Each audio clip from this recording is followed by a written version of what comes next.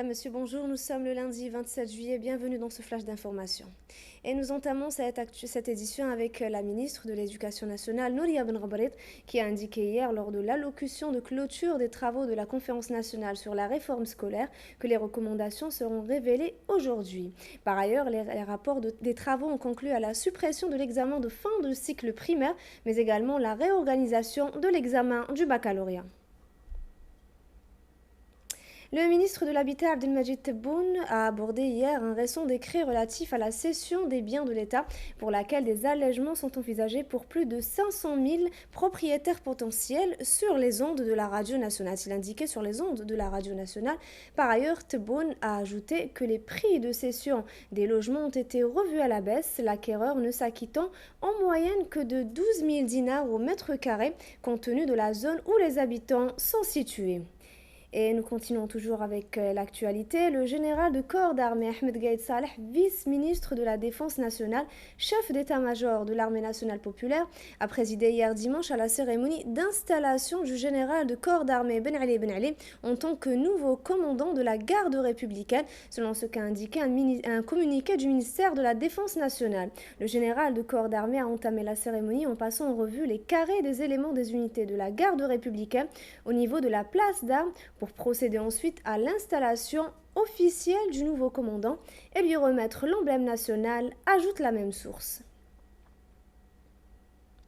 Le ministre d'État, ministre des Affaires étrangères et de la coopération internationale, Ramtan Lamamra, effectuera une visite à Niamey lundi et mardi prochain à l'invitation de son homologue nigérien, Kan Aïchato Boulama, a indiqué hier le ministère des Affaires étrangères dans un communiqué. Cette visite intervient à la veille de la 5e session du comité bilatéral frontalier algéro-nigérien prévue les 30 et 31 juillet à Niamey sous la coprésidence des ministres de l'Intérieur des deux pays, indique la même source. Le ministre des Affaires maghrébines de l'Union africaine et de la Ligue des États arabes, Abdelkader Msahel, représentera l'Algérie lundi et mardi à Madrid lors de la réunion spéciale de haut niveau du Comité des Nations Unies contre le terrorisme, dont la thématique sera les combattants étrangers, selon ce qu'a indiqué hier dimanche le ministère des Affaires étrangères dans un communiqué.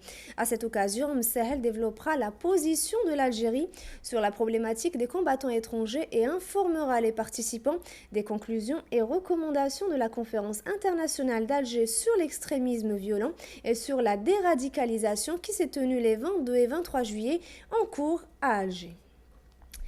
Plusieurs bidonvilles ont été détruits à Al-Khoroub à Constantine sur ordre du wali de la ville. Les habitants de ces bidonvilles ont exprimé leur mécontentement du fait qu'ils n'aient pas été informés auparavant.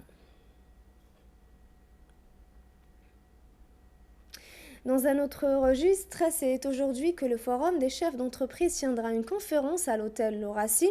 Durant cette conférence, le FCE fera ses propositions au gouvernement visant à aider l'économie nationale à faire face au choc pétrolier, et ce après plusieurs mois de discussions au plus haut niveau avec plusieurs institutions de l'État. Et nous passons à présent à l'actualité internationale. Le Premier ministre turc Ahmed Davutoğlu a affirmé que la Turquie n'avait aucune intention d'envoyer des troupes terrestres en Syrie dans le cadre de sa guerre contre Daesh et le Parti des travailleurs du Kurdistan. Enfin, à l'actualité sportive, l'équipe nationale aura au programme 2 matchs amicaux au mois d'octobre prochain en Algérie. Les Verts affronteront en effet le Sénégal et la Guinée, tel que l'a confirmé hier la réunion du bureau fédéral de la Fédération algérienne de football. Ces deux rencontres entrent dans le cadre de la préparation des Verts aux éliminatoires de la Coupe d'Afrique des Nations 2017, mais également au Mondial 2018 prévu en Russie. Cette édition touche à sa fin. Merci de nous avoir suivis. L'information continue sur Zair News avec un flash en langue arabe à 10h.